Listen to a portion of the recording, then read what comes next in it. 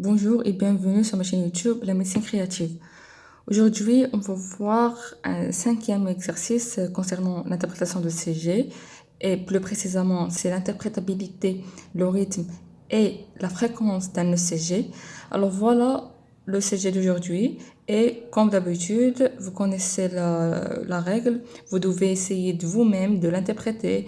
Vous pouvez poser la vidéo pour un moment et par la suite, vous verrez la réponse. Et alors, c'est parti, on va corriger. La première des choses, comme d'habitude, c'est s'assurer si c'est un ECG qui est interprétable ou non. La première des choses, c'est vérifier le nom, le prénom, les informations concernant le patient et la date de la réalisation de cet ECG.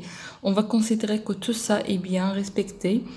Et par la suite, on va vérifier si toutes les dérivations, les 12 dérivations sont présentes. Comme vous voyez ici, on a les dérivations précordiales de V1 à V6, mais on n'a pas les dérivations frontales qui sont le D1, D2, D3, AVL, AVR et AVF, c'est-à-dire que un ECG jusqu'ici, il est interprétable, on peut dire, mais on va continuer pour juste un but pédagogique, on va voir ensemble. Alors, la troisième des choses, c'est la ligne isoélectrique, c'est les perturbés, c'est-à-dire si on a des perturbations, des vibrations ou non. On peut voir ici qu'on n'a pas de parasitage, la ligne isoélectrique, elle est bien alignée, elle est bien nette. Et quatrième des choses, c'est l'étalonnage, c'est-à-dire on va voir l'amplitude et la vitesse. Comme vous voyez ici, l'amplitude, elle est... elle est présentée par millimètre par millivolt. Ici, c'est 10, c'est-à-dire c'est bel et bien l'amplitude standard qu'on a d'habitude de travailler avec. Et on a la vitesse ici, on peut l'identifier par son unité qui est millimètres par seconde, mais comme vous voyez ici, on a 10 millimètres par seconde. Mais la vitesse qui est utilisée normalement, c'est 25 millimètres par seconde, c'est-à-dire on doit faire des adaptations lors de l'interprétation. On ne peut pas interpréter le CG comme il est. On va voir tout de suite comment on fait, mais on va continuer notre 5 règles. La cinquième, c'est l'inversion des électrodes.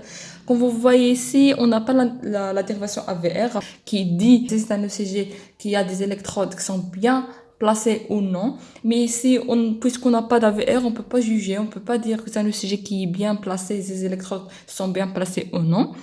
On va skipper on va skipper cette étape et on va continuer vers le rythme de deuxième étape, même si j'insiste que c'est un ECG, il est interprétable ici parce qu'on ne sait pas toutes les dérivations, on ne sait pas si les électrodes sont inversées ou non, mais comme j'ai déjà dit, pour un but pédagogique, on va continuer.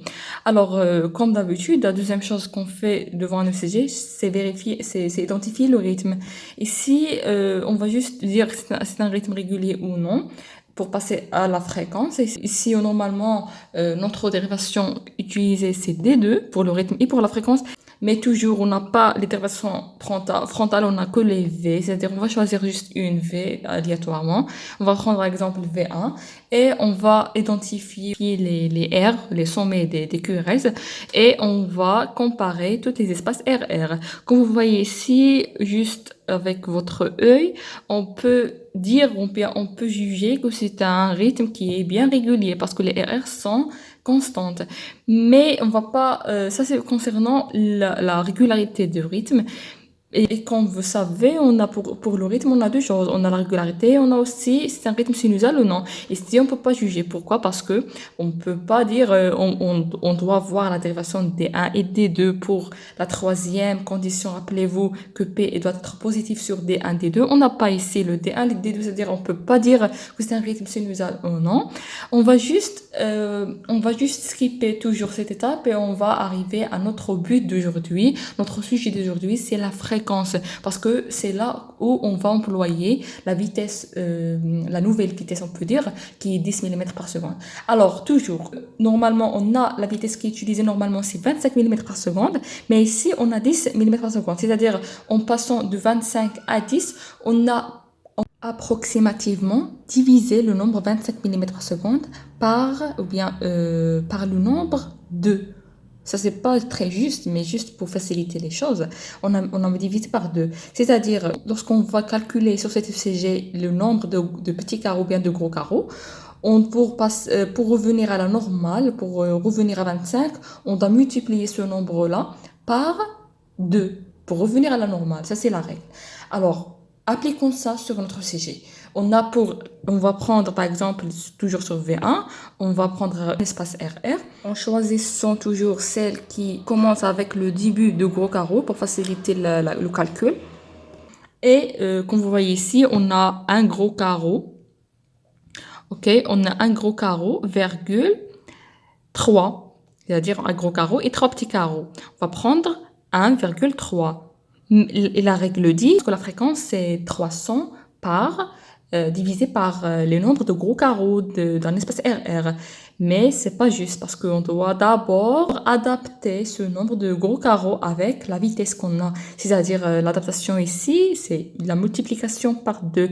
On doit multiplier d'abord le nombre de gros carreaux ici, c'est 1,3 par 2. Il va donner 2,6. Alors, et par la suite, on a le droit de diviser le 300 par 2,6, ce qui va donner 115 battements par minute. Alors ça, c'est la fréquence réelle, la fréquence exacte de cette ECG. C'est une tachycardie, mais on ne peut pas dire c'est une tachycardie parce que c'est un ECG. Rappelez-vous, c'est un ECG qui est ininterprétable, on ne peut pas l'interpréter. Alors au total, pour résumer, ça c'est un ECG qui est ininterprétable, on ne peut pas l'interpréter. Pourquoi? Parce qu'on n'a pas toutes les 12 dérivations et on ne peut pas dire c'est les électrons sont inversés ou non. Sinon, si on a un ECG qui est interprétable et on a la vitesse qui est de 10 mm par seconde, vous savez comment adapter les mesures que vous faites pour avoir les bons résultats.